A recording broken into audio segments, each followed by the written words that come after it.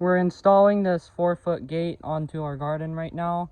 This is our old gate. This was custom made and it worked pretty well, but it was just a little bit too narrow.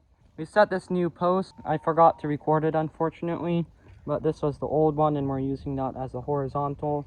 We just hold the gate up and then we can find our mark on where to drill. So I'm going to go ahead and use a 1/2-inch paddle bit to drill a hole. We're using some vice grips to screw this bolt in. But the reason we actually bought this gate was because it came damaged, so we got a good deal on it. This gate is currently being supported off of the bottom one, and then we're going to mark where the top one should go right now. This is adjustable, so the top one doesn't have to be exactly where you mark it. It seems like the whole gate was a little bit damaged. This side's a few inches higher than the other side.